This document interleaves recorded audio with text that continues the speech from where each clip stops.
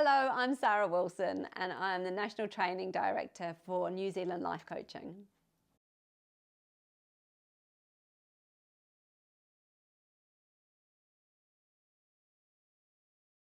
So a lot of people that come on our course, they are already coaching in their everyday life. They come on the course thinking that they're going to learn something new, that they're going to learn how to be a coach. But part of the course is realizing that you are already a coach. And the signs that you are already a coach might be that you are the person in your friend group that people come to for advice. Or it might be that you just naturally love to help people, and you find yourself having those conversations with people where at the end of it they say, wow, that really helped, thanks so much. I don't think there's any such thing as being completely ready and confident enough to be a coach. I think you just do it. And for a lot of people, they are already doing it. They're just not getting paid for it, right? So it's really lovely to see people get to the point where they're like, oh, I am making such a difference for people. I am having these wonderful conversations. People are at the end of it saying, you've really helped me, or they're going in this wonderful new direction. And suddenly realizing that the impact that you make, the ability to help people go in that new direction actually is the reason why you're coaching. And you don't have to have all the answers. You don't have to have all the techniques. And just getting started, already you're going to be having a huge impact on people's lives. So there's, I guess, a lot of people that come on the course will just be natural coaches. They already are doing it in their everyday lives. And then to transition from that to becoming a coach is really, you've got 90% of the work done. You already know so much. And then it's about adding these tools and techniques, giving it a real framework so that when you are wanting to open a business and start coaching for money and for creating your own business, that you have everything in place so that your natural, unique abilities come through within this lovely framework of coaching.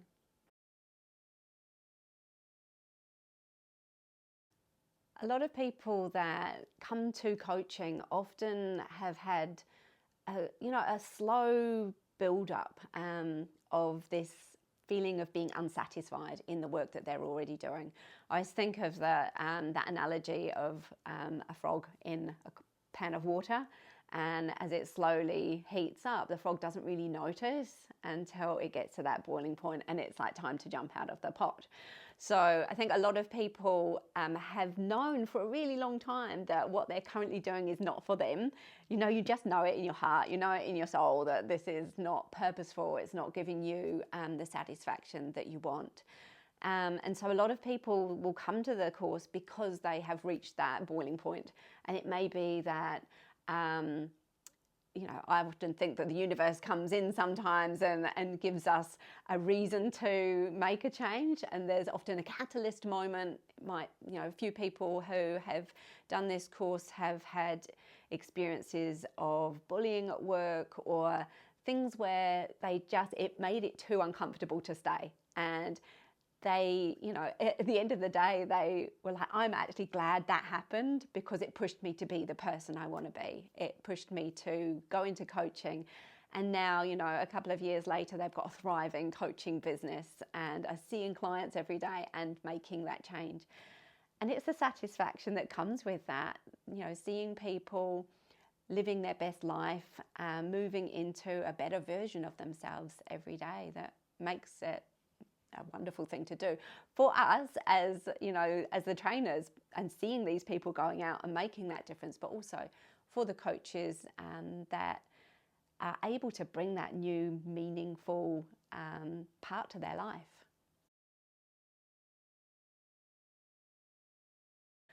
A lot of people say, oh, I can't give up my job, it's financial reasons and stability. And I was exactly the same when I started. I had this idea that I would have to go full-fledged into coaching. and, you know, give up my old job and start this new thing. But there are so many different ways that you can have a lovely crossover, that you can align things so that you can do both and really gradually step into this new role, this new way of doing things. It's a really lovely thing to take that weight off your shoulders and say, I can still work. I can still have my job. I might start by doing coaching in the evening or at the weekend. I was really lucky that my company let me drop one day at work and move to a 4-day week, and I did my coaching on a Friday to start off with. So it really is that it doesn't have to be all or nothing. It's a really lovely way that you can merge both in the way that works for you. The course that we run is such a lovely, intensive 5-day course that we do in person. But we also have an online version of that course as well. So there really are so many flexible ways that you can learn to be a coach. And one of my most favorite ways of doing it is to do both, so that you get to be in that room for that 5 days and have that wonderful, you know, group sensation of, you know, it's like meeting a new family, and the relationships that are forged in that week are so strong and so kind of lifelong friends you end up with. And then with the online version, it's spread over a bit of a longer time. So you've got 10 weeks to be able to do that. And through that 10 weeks, you again are with the same group of people. So you're building those relationships, but you're also being able to fit it into your work day. If you're full-time working, or if you are you know, wanting to do both of those things, then it works brilliantly together.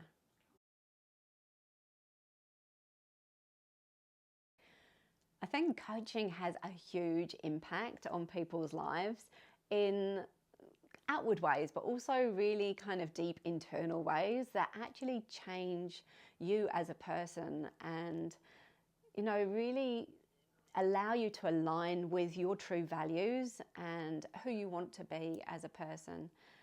The real impact, I think, is when you see somebody come into the course on day one. And recently we had a lady from Nelson who on that day one had a complete meltdown. She said, I don't know like what I'm doing or how to become a coach. And you know, she was really worried that she wouldn't be able to do it. The change through the week, day 2, she was feeling a bit more confident. Day 3, she stood up and told a story in front of the whole group. Day 4 and day 5, she was flying, and she has the most amazing coaching business now up in Nelson. And she has added other tools to her tool belt as well. She has studied in hypnotherapy, and she is making a huge difference to people's lives every day. I think it's lovely to see that, but we talk about the ripple effect a lot, and for me as a trainer, being able to train somebody who really absorbs it and is already a natural coach anyway, it's about just adding those little tools and techniques in there and then seeing them go on and become successful. We have this lovely feeling as a trainer that we have allowed the people that she helps to find her as well, and because they find her, they find a bit more of themselves.